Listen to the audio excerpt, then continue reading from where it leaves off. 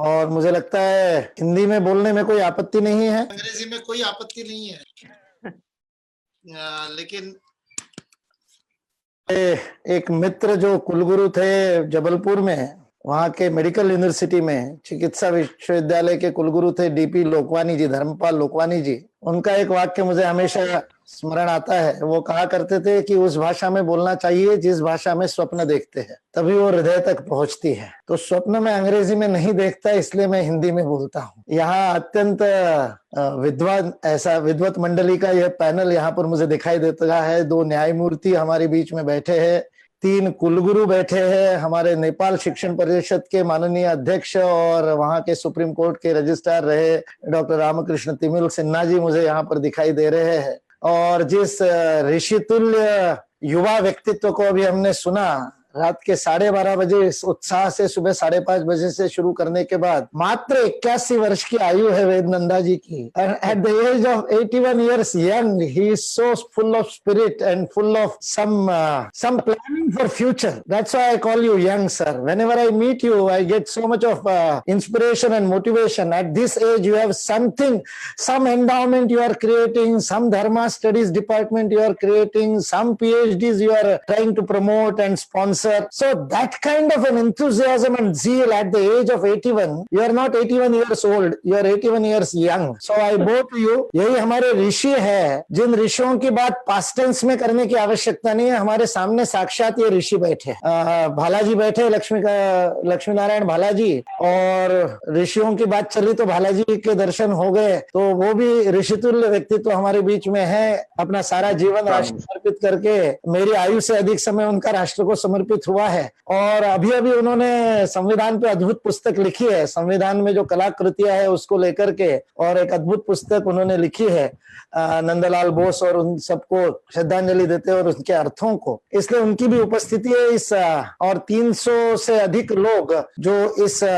Webinar को सुन रहे हैं अंतरताने पे, उन सबको नमन, उन सबके चरणों में वंदन। एक बहुत महत्वपूर्ण विषय लेकर के दिल्ली विश्वविद्यालय के विधि विभाग ने ये वेबिनार आयोजित किया है। एक अद्वितीय परिस्थिति से हम सब लोग अभी उसका सामना कर रहे हैं। अद्वितीय यानी मुझे नहीं लगता हम सबके आयु में तो इस प्रकार की परिस्थिति हमने कभी देखी होगी कि लगभग 50 दिन से ऊपर हो गए और हम सबको अपने अपने घरों में बैठना पड़ रहा है। हम उस लक्ष्मण रेखा को अपने स्वेच्छा और संयम से पालन कर रहे हैं, वो अलग बात है। और इसलिए भारतीय शिक्षण मंडल में हम लॉकडाउन शब्द का प्रयोग नहीं करते, हम घरवास कहते हैं। It's a home stay. Ram ji को वनवास मिला था, हमको घरवास मिला है। घर में बैठने का अवसर मिला है, अपने परिवार के साथ बैठने का अवसर मिला है, अपने अंदर जाकर के आत्मावलोकन करने का अवसर मिला है। और ऐसे समय इस वेबिनार्स के माध्यम से और बहुत सारे विषयों के ऊपर चिंतन करने का, बहुत सारे विषयों के ऊपर विचार विमर्श करने का अवसर भी मिला है। और सब लोग घर में होने के कारण सब लोग जुड़ने में भी सहजता होती है। हालांकि आजकल इन संगोष्ठियों का इतना आधिक्य हो गया है कि कई बार 2 संगोष्ठियां एक साथ होती है तो छोड़ना पड़ता है। जो विषय है, हमने अभी 3 वर्ष पूर्व 2017 में भारतीय शिक्षण मंडल का जो रिसर्च फॉर रिसर्जेंस फाउंडेशन है उसके माध्यम से इग्नू के साथ मिलकर के दिल्ली में एक अंतरराष्ट्रीय संगोष्ठी का आयोजन किया था, और जिसका विषय था भारत बोध। और अंग्रेजी में भी हमने विषय रखा था आइडिया ऑफ भारत। 3 दिन की अंतरराष्ट्रीय संगोष्ठी हुई और बड़ा अद्भुत, उसमें विद्वानों ने, पूरे विश्व भर से आए हुए विद्वानों ने अपने विषय और विचार रखे थे। संगोष्ठी का उद्घाटन तत्कालीन राष्ट्रपति डॉक्टर प्रणब मुखर्जी ने किया था। और हमने सभी वक्ताओं को, देश विदेश से आए हुए सभी वक्ताओं को सूचनाएं जो भेजी थी, उन सूचनाओं में एक सूचना ये भेजी थी विनंती के रूप में, प्रार्थना के रूप में, निवेदन के रूप में, कि हम चाहे जिस भाषा में बोले, हिंदी में बोले या अंग्रेजी में बोले, भाषा कोई भी हो, लेकिन हम हमारे देश का नाम भारत के रूप में ही प्रयोग करें। ऐसा एक अनुरोध हमने सारे वक्ताओं से किया था। और मुझे बड़ा हर्ष, आनंद और गर्व है कि 22 मिनट के उद्घाटन भाषण में डॉक्टर प्रणब मुखर्जी ने केवल एक बार इंडिया शब्द का प्रयोग किया, क्योंकि वो मार्क ट्वेन को कोट कर रहे थे। और उद्धरण देते समय मार्क ट्वेन को, उद्धरण को उन्होंने कोट अनकोट में पढ़ा, इसलिए इंडिया बोला। अन्यथा अंग्रेजी में बोलते हुए पूरे समय उन्होंने भारत और भारतीय इन शब्दों का प्रयोग किया। और उन्होंने संविधान के प्रथम धारा से प्रारंभ किया था, आर्टिकल 1 से ही अपने भाषण का प्रारंभ किया था। और उन्होंने कहा था कि उस धारा के ऊपर चर्चा करते समय यह विषय आया था, अनेक विषय आए थे, कॉन्स्टिट्यूएंट असेंबली में संविधान सभा के अंदर जब धारा 1 के ऊपर, इस आर्टिकल 1 के ऊपर जब चर्चा हुई, तब उस चर्चा में सोशलिज्म, सेक्युलरिज्म, फेडरल स्ट्रक्चर पे भी चर्चा हुई, क्योंकि लोग कह रहे थे कि इस आर्टिकल में ये तीनों वाक्य डाले जाए, जो कि उस समय प्रियम्बल में भी नहीं डाले गए, व्याख्या में भी नहीं डाले गए। और यदि आप संविधान सभा की डिबेट्स को जाकर के पढ़ेंगे तो आपको पता चलेगा, ड्राफ्ट कमेटी के अध्यक्ष यानी डॉक्टर बाबा साहेब अम्बेडकर ने इस बात का विरोध किया था कि इन विशेषणों को डाला जाए। उन्होंने शब्द प्रयोग किया था, और मुझे ये बात इसलिए संकेत यहाँ पर देना आवश्यक लगता है इस संगोष्ठी में। डॉक्टर बाबा साहेब अम्बेडकर के शब्द थे, यदि हम कोई भी विशेषण डालते, चाहे सोशलिज्म, चाहे फेडरल या चाहे सेक्युलर, तो ये सारे के सारे विशेषण पॉलिसी रिलेटेड होंगे कि किस प्रकार की नीति बनानी है। और नीति बनाने का अधिकार इलेक्टेड गवर्नमेंट को, निर्वाचित सरकार को होना चाहिए। यदि संविधान में हम विशेषण डाल देते हैं तो ये लोकतंत्र की हत्या होगी। ये शब्द प्रयोग डॉक्टर बाबा साहेब अम्बेडकर ने आर्टिकल 1 की डिबेट के अंदर किया था।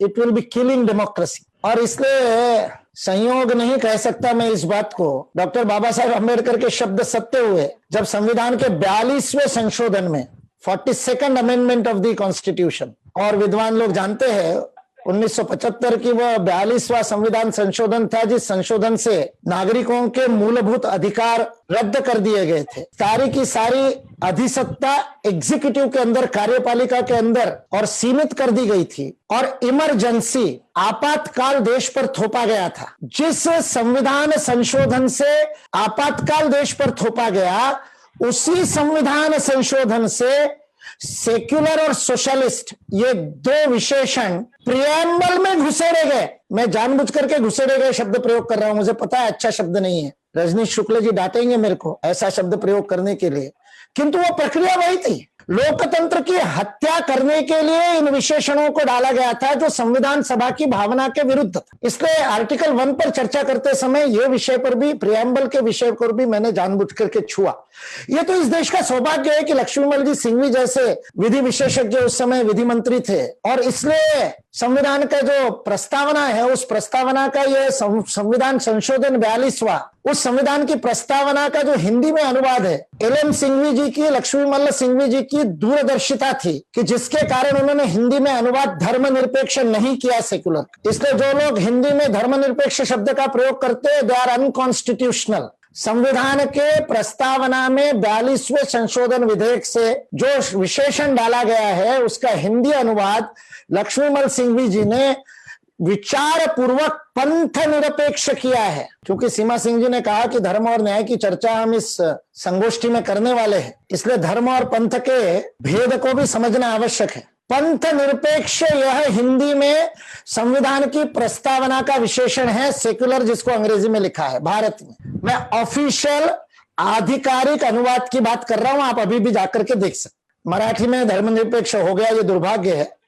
मराठी अनुवाद करने वालों में वो दूरदर्शिता नहीं रही, अन्य भाषाओं में भी हुआ होगा, पर हिंदी और अंग्रेजी जो संविधान संशोधन के अंग थे और लोकसभा और राज्यसभा में रखे गए थे, उसमें पंथ निरपेक्ष शब्द है। यह भी इस देश पर दुर्भाग्य है कि 44वें संशोधन से जब हमने 42वें संशोधन के आधे भाग को ठीक कर लिया, जब सामान्य जनता की सरकार आई, जिसको रामधारी सिंह दिनकर ने कहा था कि सिंहासन खाली करो कि जनता आती है, और जनता ने आने के बाद 44वां संशोधन विधेयक जब किया, पारित किया, 44th अमेंडमेंट हुआ, उस 44th अमेंडमेंट में फंडामेंटल राइट्स, मौलिक अधिकारों को और वगैरह को तो वापस दे दिया गया, और कार्यपालिका, विधायिका और न्यायपालिका के बीच में जो एक संतुलन बनाया हमारे संविधान ने, उसको तो वापस लाया गया, किंतु प्रस्तावना में, प्रियम्बल में किए हुए संशोधन को ठीक नहीं किया गया। मैं इस बात को इसलिए दोहरा रहा हूं कि ये जो राजनीतिक भ्रम है,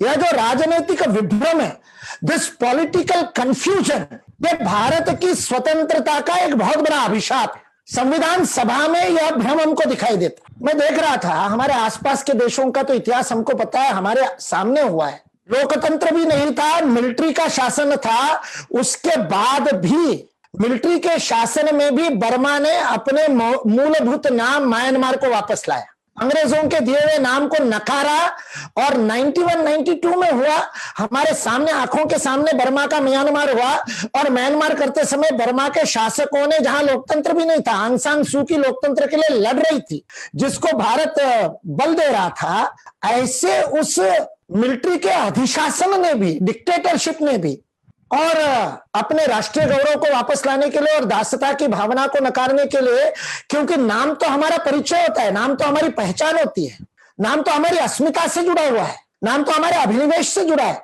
नाम तो हम कौन है इसका परिचय है। एक राष्ट्र के रूप में हम भारतवासी अपने भारत को किस रूप में देखेंगे, यह विषय है। इसलिए बर्मा ने बदल दिया। उससे पहले लगभग 9-10 साल पहले सिलोन ने नाम बदल करके श्रीलंका किया। छोटे छोटे देश है लेकिन उन्होंने अपनी अस्मिता को दिखाया। आज विश्व में है नहीं, हॉलैंड और नेदरलैंड्स का, हॉलैंड में एम्स्टर्डम और रस्टरडम होने के कारण नेदरलैंड के किंगडम को भी हॉलैंड नाम जाना जाता था।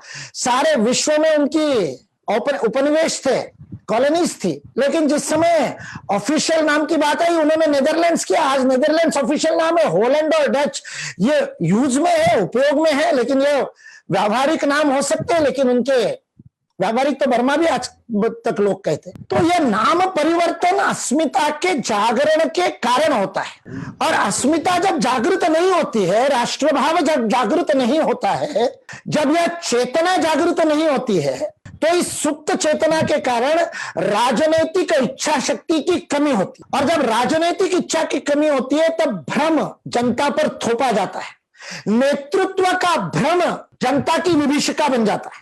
हमारे संविधान में ऐसी 2-3 बातें हैं। कितने देश है जिनका नेशनल एंथम और नेशनल सॉन्ग, राष्ट्रगान और राष्ट्रगीत 2-2 है? कोई देश नहीं है। 193 संयुक्त राष्ट्र के सदस्यों में केवल भारत ही एक ऐसा अजूबा है। वंदे मातरम के प्रति बहुमत होते हुए भी वंदे मातरम को स्वीकार नहीं करना, क्योंकि राजनीतिक दृढ़ता और इच्छा शक्ति नहीं थी नेतृत्व में। लोकतंत्र से संविधान सभा में यदि वोटिंग होता तो वंदे मातरम स्वीकार होता। वंदे मातरम को नहीं स्वीकार करना था, बहुमत वंदे मातरम की तरफ था, किंतु नेतृत्व में क्षमता नहीं थी, नेतृत्व में धैर्य नहीं था, नेतृत्व में दृढ़ता नहीं थी, नेतृत्व भ्रमित था, मोहित था, कंफ्यूज्ड था। इसलिए नेतृत्व ने जनगण मन थोपा, जिसके लिए बहुमत नहीं था संविधान सभा में, और इसलिए बहुमत का मान रखने के लिए दोनों रख लिए। 1947 से 1950 के बीच का भ्रम आज तक हम भुगत रहे। वैसे ही 2-2 नामों वाला देश बन करके रह गया। ये 2 नाम 2 संस्कृति का प्रतिनिधित्व करते हैं, ऐसा लोग कहते हैं। मैं नहीं मानता, मैं इन दोनों को अलग नहीं मानता। मैं मानता हूं ये भारत ही है जिसको दासता में पले हुए लोग अपनी मानसिक दासता को न नकारने के कारण विदेशियों द्वारा दिए गए नाम से पुकारते। मैं केवल उस पुकारने को दासता मानता हूं। इसलिए हमने तो भारतीय शिक्षण मंडल ने तय किया, हम लिखते भी है। इसेंशियल विवेकानंद के समय मेरे पब्लिशर के साथ मेरी बहुत लड़ाई हुई और मेरे सह लेखक को मध्यस्थता करनी पड़ी, और उस मध्यस्थता के कारण इसेंशियल विवेकानंद में उन्होंने इंडिया रखा। और उनका तर्क था कि विवेकानंद ने इंडिया कहा था, इसलिए विवेकानंद को आप कोट कर रहे हो तो इंडिया रखना। मैंने कहा कोटेशन में इंडिया रखो, जो मेरे शब्द है उसमें भारत मैंने लिखा है वही रखो। खूब विवाद चला प्रकाशकों के साथ, मैंने तो पुस्तक ही मत छापो कह दिया। फिर मेरे सहलेखक ने कहा इतनी इस आपके जिद के कारण, इस आपकी हठधर्मिता के कारण विवेकानंद लोगों तक पहुंचना रह जाएंगे, इसलिए वह कॉम्प्रोमाइज कैसे होता है, हमारे उस समय के नेतृत्व में क्या समझौते किए होंगे, क्या कॉम्प्रोमाइज किए होंगे, वो मैं उस समय समझा। अभी भी मेरा एक समाज कार्य से जुड़ा हुआ लेख किसी रूटलेज या किसी विदेशी पब्लिकेशन में छप रहा है, तो हमारे दिल्ली विश्वविद्यालय के कार्यकर्ता विष्णु मोहन जी दास जी मुझे कह रहे हैं कि वो लोग तो इंडिया ही छापेंगे, आप क्या कर सकते हैं?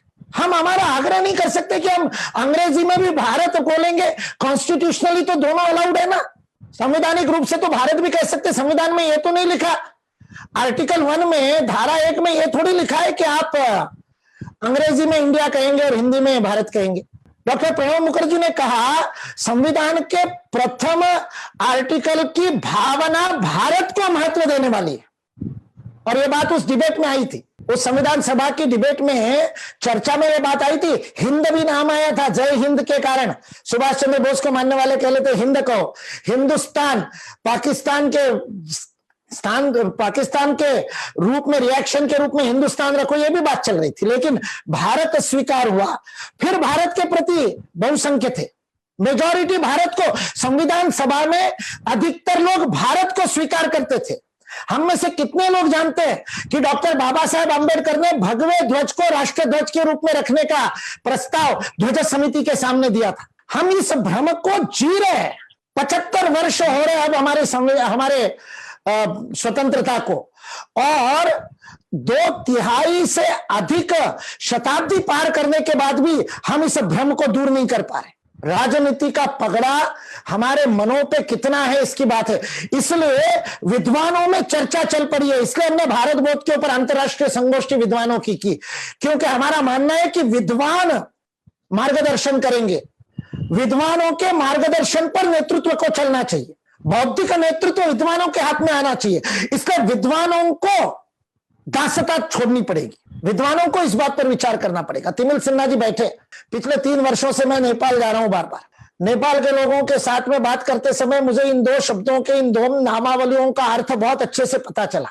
प्राइवेट कॉन्वर्सेशन में भी, सामान्य बातचीत में भी, और मंच पे से बोलते हुए भी नेपाल के सामान्य व्यक्ति से लेकर नेपाल के विद्वान लोग भी जब पॉलिटिकल बात करनी होती है, डिप्लोमेसी की बात करनी होती है, जब भारत ने जो घेराबंदी की थी नेपाल की उसकी बात करनी होती है, तब वो इंडिया कहते हैं, इंडिया के प्राइम मिनिस्टर कहते हैं, इंडिया की पॉलिसी कहते हैं। और जहां जहां सांस्कृतिक आध्यात्मिक बात करनी होती है वहां वहां भारत कहते हैं, भारतवर्ष कहते हैं। जब योग की बात करनी होगी तो भारत कहते हैं।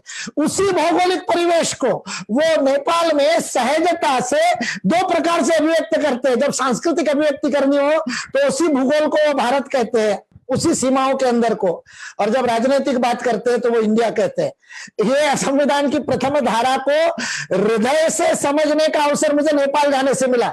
इसलिए मैं नेपाल के लोगों को बार बार कहता हूं, आप उस डायलेमा में, उस विमर्श में आज फंसे हुए जहां 50 साल पहले, 60 साल पहले भारत फंसा हुआ था। आज आपके संविधान में नेपाल का संविधान अपने अत्यंत स्थित्यंतरों से, रूपांतरों से जा रहा है। प्रतिदिन अलग अलग बातें, कल परसों ही एक बात आ गई जिस बात को लेकर के, नेपाल को लेकर के बहुत सारी बातें भारत में उठने लगी। एक किसी राजनेता के विधान से हो जाता है, इतना संवेदनशील हो गया। क्यों? क्योंकि नेपाल उस स्थित्यंतर में से, उस युगांतर के काल में से जा रहा है जिसको हमने स्वतंत्रता के बाद में, अजित डोभाल जी के साथ मैंने विवेकानंद इंटरनेशनल फाउंडेशन में काम किया, वो शब्द प्रयोग करते थे विंडो ऑफ अपॉर्चुनिटी, वो शब्द प्रयोग करते थे अवसर का गवाक्ष। वो कहते थे 1947 में भारत के लिए अवसर का गवाक्ष खुला था कि वो अपनी पास्ट ग्लोरी को, अपने पुरातन गौरव को फिर एक बार और अपने हाथ में लेकर के अपने राष्ट्र का निर्माण करता। We could have reclaimed our glory and created a nation on the foundation which were discussed by Vedananda ji and Seema ji, और जिस सत्यकाम जाबाला की कथा मित्तल जी ने बताई, उन न्याय शास्त्र के, धर्मशास्त्र के उन सिद्धांतों के आधार पर हम अपने भारत का निर्माण कर सकते थे। उस जीवन दृष्टि के आधार पर भारत का निर्माण कर सकते। दुर्भाग्य इस देश का कि हमारा नेतृत्व संभ्रमित था, हमारा नेतृत्व दासता में डूबा हुआ था। हमारे नेतृत्व ने बेईमानी नहीं की है, उनकी निष्ठा पर मुझे शंका नहीं है। उन्होंने ये सारी गलतियां भारत के हित का वही दृष्टिकोण रखते हुए कि उनको लगा यही सही दृष्टिकोण, उन्होंने सही दृष्टिकोण समझते हुए त्रुटियां की। इसको दृष्टिकोण का परिवर्तन करने का काम इस संगोष्ठी को करना है। इसलिए जो परसीव्स, जो पर्सपेक्टिव शब्द है आपके इसमें, कैसे देखते हैं हम, हमारी आत्मदृष्टि कैसे है, हमारी आत्मदृष्टि पर हमारी विश्व दृष्टि आधारित होगी। आज रोटेशन के कारण भ्रमित चक्रीय रूप में वह अध्यक्षता होती है, उस कारण क्यों ना हो भारत के पास विश्व स्वास्थ्य संगठन की अध्यक्षता आई है। स्वास्थ्य की परिभाषा को बदलने के लिए, स्वास्थ्य के प्रति दृष्टिकोण को बदलने के लिए यदि इस अध्यक्षता का उपयोग नहीं होता है तो रोटेशन रह जाएगा। इस कोविड-19 के दिए हुए झटके ने सारे विश्व की जीवन दृष्टि को जो झटका दिया कोविड-19 ने, उस झटके के कारण, कोविड-19 के उस झटके के कारण आज परिवर्तन के लिए विश्व तैयार है। आज विश्व परिवर्तन की सोच रहा है। ऐसे अत्यंत महत्वपूर्ण अवसर के गवाक्ष के खुलने के समय विश्व स्वास्थ्य संगठन का नेतृत्व भारत के हाथ में आया है। और वहां यदि स्व में स्थित वो स्वस्थ, यह भारत की परिभाषा यदि हम विश्व को नहीं दे पाए तो स्वास्थ्य यानी निरामय शब्द, सर्वे भवन्तु सुखिनः जो आपने प्रार्थना की उसमें निरामय शब्द है। निरामय शब्द का अर्थ है आमय जहां पर नहीं हो, विकार जहां पर नहीं हो, व्याधि जहां पर नहीं हो, रोग जहां पर नहीं हो। आज हेल्थ की जाने अनजाने में हमारे मन में स्वास्थ्य की परिभाषा केवल यही है कि बीमारी ना हो। WHO की नहीं है, WHO की स्वास्थ्य परिभाषा में आज भी आध्यात्मिक स्वास्थ्य है, सामाजिक स्वास्थ्य है, मानसिक स्वास्थ्य है। उन्होंने उसको अमेंड किया है बार बार, लेकिन उसके बाद भी स्वास्थ्य का वास्तविक अर्थ स्व में स्थित होना। जो स्व में स्थित है वह स्वस्थ है। विश्व स्वास्थ्य संगठन यदि इसको नहीं, स्वस्थ को नहीं रोपित कर पाया तो भारत के नेतृत्व का अर्थ क्या है? इसका भारत का अर्थ यह है, भारत का उद्देश्य है विश्व के अग्रेसर बनने के लिए यह राष्ट्र का जन्म हुआ। उसके लिए तपस्या दुरग्रे अत्यंत उग्र तब भद्रमिच्छन्त ऋषिया, वेदानंदा जी, भालाजी और न्यायमूर्ति दवे जी, कोहली जी जैसे लोगों ने तपस्या की, ऋषियों ने। किस लिए? भद्रमिच्छन्त, भद्र की, विश्व के कल्याण की कामना से तपस्या की। तब इस राष्ट्र का बलमोजस्व जातम, तब यह राष्ट्र बल और तेज को प्राप्त हुआ। यह इस राष्ट्र के जन्म की कथा है। एतद् देश प्रसूतस्य सकाशाद अग्रजन्मना, सारे विश्व को मार्गदर्शन करने का, स्वम स्वम चरित्रं शिक्षेरन, अपने चरित्र से, अपने जीवन से, अपने आचरण से, अपनी अभिव्यक्ति से विश्व का मार्गदर्शन करने के लिए इस राष्ट्र का जन्म हुआ है। इसलिए स्वबोध में, आत्मदृष्टि में, स्वयं के तरफ देखने की विजन में, सेल्फ व्यू में यदि हम कंफ्यूज्ड रहे, भ्रमित रहे, मोहित रहे, दो राह पर खड़े, उधर जाए कि इधर जाए, दोनों सही, एक टांग इंडिया में, एक टांग भारत में, संविधान सभा ने कर दिया, हम तो ना करे, हम तो तय कर ले। सभा, राज्यसभा, लोकसभा करेगी तब करेगी। यह लोकों की, लोकतंत्र की, ये जन पंचायत, यह विद्वानों की विद्वत सभा तो तय कर ले कि हम चाहे जिस भाषा में बोले और लिखे, भारत लिखेंगे। उपयोग भारत करना शुरू कर दे। ग्रंथों में कुछ भी पढ़ाओ, क्या कानून के किताबों में लिखा हुआ सब कुछ लागू होता है क्या? दहेज एक्ट पारित किए 34 साल हो गए, एंटी डाउरी एक्ट पारित किए हुए 34 साल हो गए। 34 साल में दहेज परंपरा समाप्त तो हो गई क्या? समाज नहीं बदलेगा तो कानून समाज को नहीं बदल सकता, समाज बदलेगा तो वो कानून को बदल देगा। इसलिए संविधान संशोधन की नहीं, मन के संशोधन की आवश्यकता है, दृष्टि के संशोधन की आवश्यकता है। यह संगोष्ठी न्याय की परिभाषा करने वाले शास्त्र, विधि शास्त्र, ज्यूरिस्प्रूडेंस के अनुसार अपने प्रूडेंस का, अपने कॉमन सेंस का, अपने बुद्धि का प्रयोग करके न्यायिक रूप में, विधिक रूप में इस भाव को व्यवस्था में आरोपित करने के युगानुकूल भविष्योन्मुखी उपाय ढूंढे। पास्ट में देखना बुरा नहीं है, भूतकाल में देखना बुरा नहीं है, लेकिन भूतकाल में रमना बुरा है। वेद मना करते, हमारी श्रुतियां मना करती है भूतकाल में मत रहो। भगवान बुद्ध ने कहा वर्तमान में रहो। हम भूतकाल में रमने से नहीं चलेगा। मैं युवा था तब मेरी दादी माँ से मेरी लड़ाई होती थी। दादी माँ कहती थी हमारे जमाने में, हमारे समय में, तो मैं उनको कहता था तुम्हारे राम और कृष्ण से हमारा समय ज्यादा अच्छा है। तो दादी माँ गुस्से से कहती थी क्या फालतू बात कर रहा है। मैंने कहा नहीं, त्रेता युग और द्वापर युग से कलयुग अच्छा है। बोले क्यों? मैंने कहा वहां धर्म की इतनी ग्लानि हो गई थी कि ईश्वर को अवतार लेना पड़ा था। अभी तक तो हमने सुना नहीं कि अवतार लिया। बहुत सारे आ जाते प्रभु अभू, लेकिन वैसे तो अवतार आया नहीं। और अवतार आया नहीं मतलब उतनी धर्म की ग्लानि अभी हुई नहीं है, तो हम तो ठीक है तुम्हारे से। मैं जानता हूं ये कुतर्क है, गौतम के न्याय शास्त्र के प्रमाण के अनुसार ये तर्क नहीं है, ये कुतर्क है, मैं जानता हूं। लेकिन मैं एक दृष्टि बता रहा हूं। आज की युवा पीढ़ी को आप पुराने समय के स्वप्न दिखाओगे और आप बताओगे कि मैगस्थनीस जब चाणक्य के समय और चंद्रगुप्त के समय भारत आया था तो पंचायत की न्याय व्यवस्था ऐसी थी कि कोई विवाद ही नहीं होता था, न्यायालय खाली पड़े रहते थे और न्यायाधीश धर्म का अध्ययन करने के लिए उस उपयोग करते थे, क्योंकि उनके सामने दावे नहीं होते थे, उनके सामने दावा प्रतिदावा नहीं होता था। क्योंकि न्यायालय में जाना अपमान माना जाता था। कॉन्फ्लिक्ट रिजोल्यूशन नहीं, कॉन्फ्लिक्ट अवॉइडेंस की हिस्ट्री भारत में है। We don't resolve conflict. We create an atmosphere where conflict is not created. उसको हमने धर्म राज्य कहा। हमारे गांव में धर्म राज्य तब होगा जब गांव में विवाद नहीं होगा। आज भी पहाड़ों में जाइए, हिमाचल प्रदेश में, उत्तराखंड में, मैं तो हर वर्ष जाता हूं और उन गांवों के अंदर देखता हूं, उन गांवों की जागृत देवता न्याय कर देती है। उस गांवों के अंदर विवाद नहीं होते। गांव गर्व से कहता है 50 साल हो गए हमारे गांव में पुलिस नहीं आया, क्योंकि क्राइम नहीं हुआ, क्योंकि हमारे गांव में अपराध नहीं होता।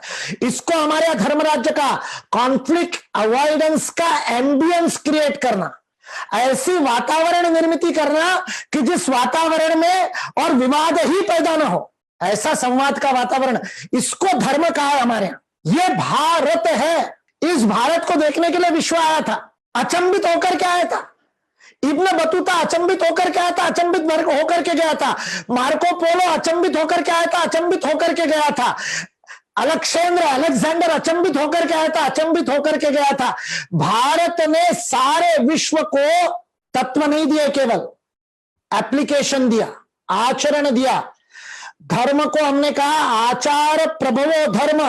धर्म is not in the theories, dharma is not in the jurisprudence, dharma is a code of conduct. वो तो प्रोसीजर कोड है, सीपीसी और सीआरपीसी जैसा वो प्रोसीजर कोड है। It is not just interpretation, it is not just jurisprudence. इसलिए धर्म के तत्व को आचरण में लाने वाली व्यवस्था का निर्माण भारत में किया गया। आज वो व्यवस्था की कमी है। आज समाज अलग चल रहा है, व्यवस्था अलग चल रही है। समाज कुंभ मेले के दृष्टिकोण से चलता है, समाज अध्यात्म की दृष्टिकोण से चलता है, समाज योग के दृष्टिकोण से चलता है, समाज जैसे मैंने बताया जागृत देवताओं के दृष्टिकोण से चलता है, समाज जैसे मैंने कहा आपस में प्रेम स्नेह भाईचारा, पूरा गांव ही मेरा परिवार है, पूरा गोत्र मेरा परिवार है। सत्यकाम जाबाला की कथा बताई मित्तल जी ने, गोत्र की संकल्पना को लेकर के सारा विषय चला। गोत्र क्या है? तो उसने कहा जाबाला मेरा गोत्र है। यह गोत्र कितना अद्भुत ऋषि तत्व का और नमन करने वाला विषय है कि मैं ऋषि की संतान हूं, मेरे अंदर रक्त जो बह रहा है वो ऋषि का रक्त बह रहा है। और ऋषि कौन है? जो सत्य को देखता है, एब्सोल्यूट नित्य अविनाशी निर्विकार सत्य को देखता है और उसको रिक्त में actual working applicable principles are to be converted into applications. सिद्धांतों को आचरण में जो परिवर्तित करता है उसका नाम भृगु है, उसकी संहिता भृगु संहिता है। सिद्धांतों को जो आचरण में ला करके देता है वो वैशेषिक का कर्ता कणाद है, वो गौतम है, वह कपिल है, आचरण के नियम देता है। Now that is the work of all this illuminaries. ये जो 300 साढ़े 300 लोग मुझे सुन रहे हैं, उन सारे विद्वानों से आचार्य है, सारों ने विद्या विभूषित पदवियां धारण की है। डॉक्टर कम से कम तो पीएचडी है ही, सारे के सारे जो जुड़े हुए हैं, आचार्य कहता हूं मैं उसको, डॉक्टर को हिंदी में। ये सारे आचार्य है। आचार्य कौन होता है? जो आचरण में ले आए धर्म को, वो आचार्य होता है। आप यदि नवदृष्टि नहीं देंगे, आप यदि 5 वर्ष बाद, 25 वर्ष बाद, 50 वर्ष बाद क्या राष्ट्र की और विश्व की आवश्यकता होगी, यह दूरदृष्टि देख करके यदि शिक्षक मार्ग नहीं दिखाएगा तो कौन दिखाएगा? शिक्षक का मार्ग दिखाने का दायित्व है, भविष्य को मार्ग दिखाने का दायित्व है, भूतकाल में रमने का नहीं। मैं हमेशा अपने भाषणों में कहता हूं भारत बहुत गौरवशाली था। एंगस मेडिसन ने लिखा 15वीं शताब्दी तक विश्व के जीडीपी का 46 से लेकर 66% भारत कंट्रीब्यूट करता था। वीर डूरांड अपने सभ्यता के इतिहास में 11 खंडों में लिखे हुए हिस्ट्री ऑफ सिविलाइजेशन में लिखता है, the only country which created and distributed wealth through out the world. सारे विश्व को संपदा का वितरण करने वाला देश भारत था। ये गौरव की बातें बता सकता हूं, ऐसा हमारा देश था जहां डालों पर सोने की गा सकते। लेकिन जब ऐसा भाषण मेरे को कोई देता था, बचपन से शाखा में जाते थे, ऐसे भाषण बहुत सुनते थे, ऐसा भाषण कोई वक्ता आकर के देता था तो हमारे अंदर का छुपा हुआ विवेकानंद भक्त, अंदर का हृदय में छुपा हुआ विवेकानंद भक्त विद्रोह करता था। और मैं जाकर के प्रश्न पूछता था, कब तक ये बुढ़िया का एल्बम सजा करके रखोगे कि जवानी में मैं बड़ी खूबसूरत थी? बुढ़िया के जवानी के फोटो दिखा दिखा करके कब तक हमको रिझाओगे? आज की झुर्रियों को कौन देखेगा?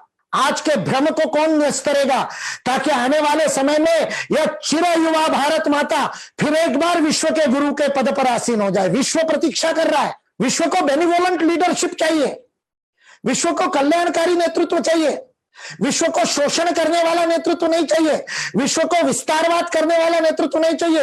तिब्बत, उगैर को और भूटान को भी और सिक्किम को भी कब्जा करने का और नेपाल वाले बैठे प्रयास करने वाला नेतृत्व विश्व को नहीं चाहिए। विश्व को सबकी अस्मिता की रक्षा करके उनका कल्याण करने वाला नेतृत्व चाहिए, और वो नेतृत्व देने का सामर्थ्य, क्षमता और संभावना, पोटेंशियल भारत के पास में है। But the potential has to be actualised. उस संभावना को संभव बनाना होता है, और चंद्रगुप्त की संभावना को संभव बनाने के लिए चाणक्य को जन्म लेना पड़ता है।